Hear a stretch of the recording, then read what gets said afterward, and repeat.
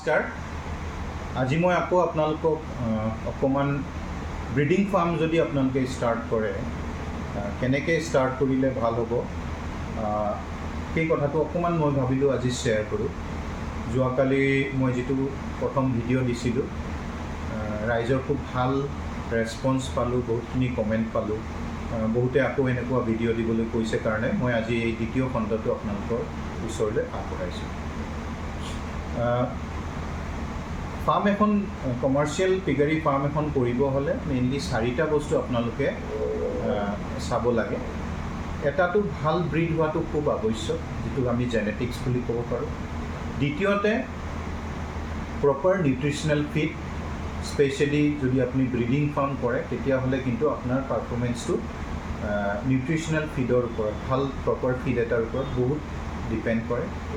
Third আপোনাৰ management skill, আপুনি কেনেকৈ গাহৰিখিনিক কেয়াৰ কৰে, কেনেকৈ চোৱা চিতা কৰে, সময়মতে দানা দিয়ে, কোনটো সময়ত কিমান দানা দিব লাগে সেইটো মেটাৰ কৰে। থাৰ্ড এটা ইনফ্ৰাষ্ট্ৰাকচাৰ, আপোনাৰ ঘৰটো যাতে কনভিনিয়েণ্ট হয়, গাহৰিখিনিৰ কাৰণেও কমফৰ্টেবল হয়। সেই 4টা বস্তু মই ভাবোঁ যে 4টা পিলাৰ পিগ ফাৰ্ম এখন কৰাৰ। ব্ৰিডিং ফাৰ্ম এখন আপোনালোকে ডিফাৰেণ্ট ৱেজ ষ্টাৰ্ট কৰিব পাৰে। জেনেৰেলি আমি দেখোঁ যে আমাৰ ইয়াত বেছিভাগে পোৱালি কিনি পেলাই ব্ৰিডিং ফাৰ্ম ষ্টাৰ্ট কৰে, কিন্তু মই ভাবোঁ সেয়া এটা হ'ব পাৰে মডেল, কিন্তু তাত এটাই প্ৰব্লেম এই মডেলটোত যে সেই পোৱালি, ছাপ'জ আপুনি 2মহীয়া পোৱালি কিনি যদি ফাৰ্মখন ষ্টাৰ্ট কৰে, আপুনি মাইকীজনী 7 মাহমান বয়সত, 7 পৰা 8 মাহৰ বয়সত আপুনি তাক প্ৰথমবাৰ মেটিং কৰিব পাৰিব, আৰু 4 মাহ প্ৰায় 3 মাহ 3 সপ্তাহ 3 দিনৰ প্ৰেগনেঞ্চি পিৰিয়ড, গতিকে আপুনি 4 মাহৰ ওচৰা ওচৰি আপুনি পোৱালি পাব। তাৰমানে ইফালে আপোনাৰ 5 মাহ হ'ল, কাৰণ 2মহীয়া পোৱালি কিনিছিলে, 7 মাহ বয়সত আপুনি ছাৰ্ভিচ দিছে, সেয়া 5 মাহ হ'ল, ইফালে আৰু 4 মাহ 9 মাহ হ'ল, প্লাছ আপোনাৰ পোৱালিক জেনেৰেলি আমি মাকৰ লগত 30-35 দিন ৰাখোঁ, গতিকে সেয়া এমাহ গ'ল, 10 মাহ, আৰু আনাডাৰ মান্থ আমি নাৰ্চাৰীত ৰাখোঁ, চ' 11 মাহ।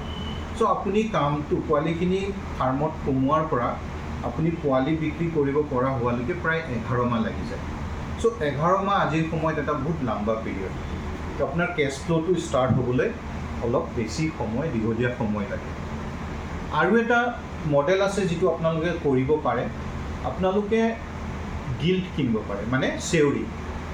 আপোনালোকে নানান চাইজৰ গিল্ট কিনিব পাৰে, 30 KG, 40 KG, 50 KG, 60 KG, 80 KG, একেবাৰে ৰেডি টু ব্ৰিড 90-100 কেজিৰো আপোনালোকে কিনিব পাৰে। তেনেকুৱা চাইজৰ কিনিলে কি হ'ব, আপোনাৰ এই যিটো কেছ ফ্ল' ষ্টাৰ্ট হোৱাৰ চাইকেলটো অলপ চুটি হৈ যায়।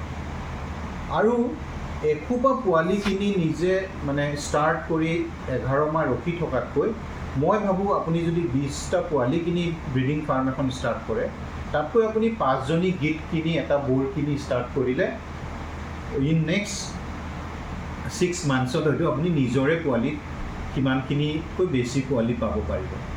গতিকে যদি আপুনি এনিমেলত ইনভেষ্ট কৰিব পাৰে, তেতিয়াহ'লে মই ভাবোঁ যে গিল্ট কিনি ষ্টাৰ্ট কৰাটো বেছি ভাল। আৰু গিল্ট চাইজৰ এনিমেলত চিলেকশ্যনটো আপোনাৰ বেটাৰ হ'ব পাৰে, কাৰণ সৰু পোৱালিক আমি সিহঁতৰ গ্ৰ'থ চাৰ্টটো কেনেকৈ হ'ব, কেনেকৈ গ্ৰ' কৰিব, সেইবোৰ আমি প্ৰেডিক্ট কৰাটো অলপ দিগদাৰ হয়। কিন্তু যেতিয়া গাহৰি পোৱালি এজনী 30-40 কেজি হৈ যায়, তাৰ এটা বডিৰ ষ্ট্ৰাকচাৰ ধুনীয়াকৈ দেখা দিয়ে, আৰু সেইটো চিলেকশ্যনত সুবিধা হয়। আন এটা মডেলো আছে যিটো আপোনালোকে কৰিব পাৰে, সেইটো হ'ল প্ৰেগনেণ্ট চাউ কিনা। আপোনালোকে এজন প্ৰেগনেণ্ট মাইকী গাহৰি কিনিও ফাৰ্মখন ষ্টাৰ্ট কৰিব পাৰে। যদি আপুনি প্ৰেগনেণ্ট মাইকী গাহৰি কিনে, তেতিয়া আপুনি বোৰটো কিনিবলৈ দৰকাৰ নাই, কাৰণ অলৰেডি ছাৰ্ভিচ হৈ আহিব। খালি প্ৰেগনেণ্ট কিনিলে আপোনালোকে এটা বস্তু মনত ৰাখিব যে আপোনালোকে এমাহতকৈ বেছি, মইতো ক'ম যে 40 দিনৰ পিছৰ প্ৰেগনেণ্ট গাহৰিহে নিব, কাৰণ প্ৰথম এমাহটো প্ৰেগনেঞ্চিটো খুব আৰ্লি ষ্টেজত থাকে, ফাৰ্ষ্ট ট্ৰাইমিষ্টাৰ বুলি কওঁ আমি সেইটো। সেই সময়ত মুভমেণ্ট হ'লে আপোনাৰ পোৱালি নষ্ট হোৱাৰ চান্স থাকে, এবৰ্চন হোৱাৰ চান্স থাকে। গতিকে আপোনালোকে যদি প্ৰেগনেণ্ট ফিমেলছ কিনে, তেতিয়াহ'লে আপোনালোকে দুমাহ মানৰ প্ৰেগনেণ্ট ফিমেল কিনিব। এটাই ডিসএডভান্টেজ, প্ৰেগনেণ্ট ফিমেল এজনী নিশ্চয় আপোনাৰ দাম বেছি পৰিব, কিন্তু 5জনী কিনাতকৈ মই ভাবোঁ 2জনী প্ৰেগনেণ্ট গাহৰি কিনাটো বেছি ভাল, কাৰণ ইমিডিয়েটলি আপুনি 2 মাহৰ পিছতে পোৱালি পাব আৰু আনাডাৰ 2 মান্থছ মানে 4 মাহ মানৰ পৰাই আপুনি পোৱালি বিক্ৰী কৰিব পাৰিব। চ' আজি মই এই 3টা মডেলৰ কথা আপোনালোকৰ লগত শ্বেয়াৰ কৰিম বুলি ভাবিছিলোঁ। আপোনালোকে ভিডিঅ'টো চাই কেনেকৈ পালে জনাব, শ্বেয়াৰ কৰিব ফ্ৰেণ্ড চাৰ্কুলত যোনে পিগাৰীত ইণ্টাৰেষ্টেড, আৰু আপোনালোকৰ ফিডবেক পাই থাকিম, এনকাৰেজমেণ্ট পাই থাকিম বুলি আশা ৰাখিলোঁ। ধন্যবাদ, নমস্কাৰ।